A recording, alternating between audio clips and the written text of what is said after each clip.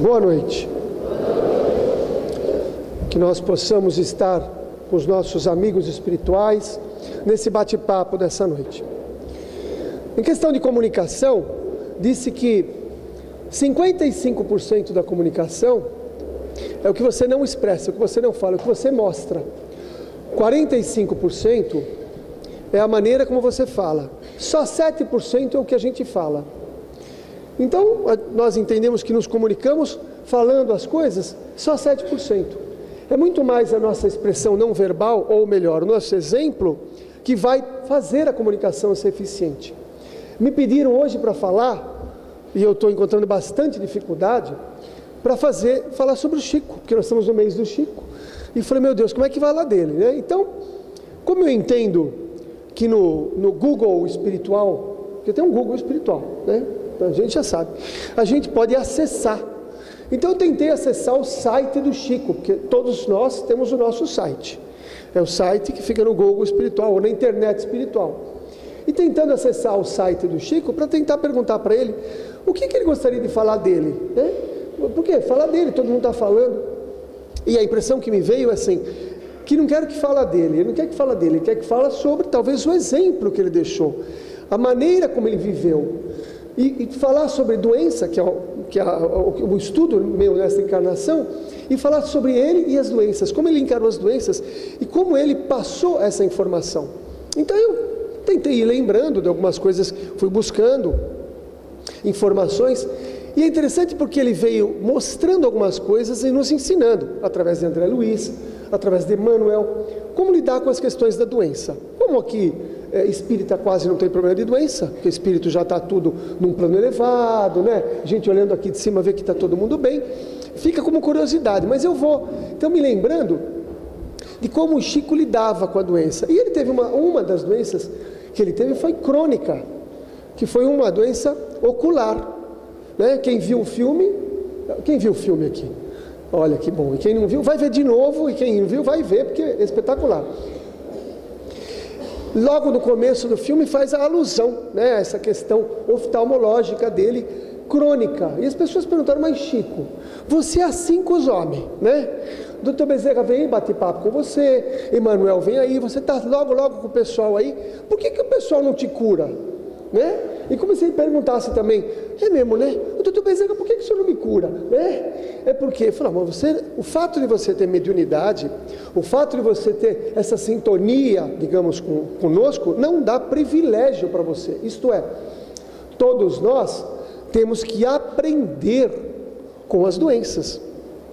E ele diz que muito mais tarde, já idoso, ele ficou sabendo por que ele teve um problema oftalmológico crônico, que é por essa doença deixá-lo num nível igual ao nível das pessoas doentes, isto é, isto ou deixava em comparação, ele sempre tinha isso como alguma coisa que o ligava ao sofrimento dos outros. Então ele veio dando exemplos de qual era a preocupação dele.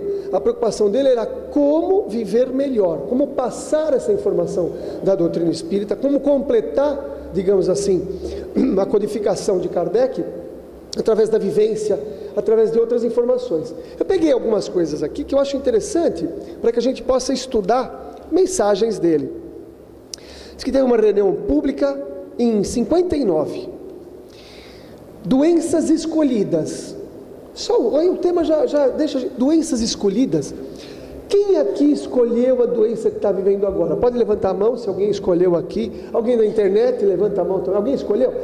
A gente não lembra, mas a gente pode ter escolhido algumas doenças que nós vivenciamos hoje.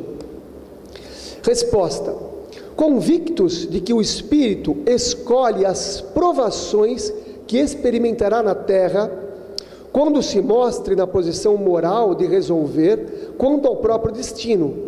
É justo recordar que a criatura, durante a reencarnação, elege automaticamente para si mesma grande parte das doenças que se lhe incorporam às preocupações. Olha que interessante, de acordo com a nossa condição moral antes de encarnar, quer dizer, se a gente tiver mais ou menos consciente, né? Se a gente não tiver sido anestesiado para encarnar, porque tem gente que toma anestesia e dorme, e aí quando acorda está aqui. Se a gente tiver essa condição moral, nós vamos programar, junto com os nossos mentores espirituais, digamos assim, as doenças que nós precisaremos ter como provações durante a encarnação. Então, as doenças ficam agregadas, digamos assim, no nosso perispírito, né? Que seria a nossa agenda, digamos assim, durante a encarnação.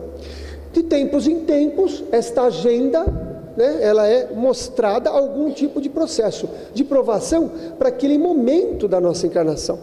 Então, eu tenho lá uma provação aos 50 anos de idade, eu vou ter um problema sério de fígado.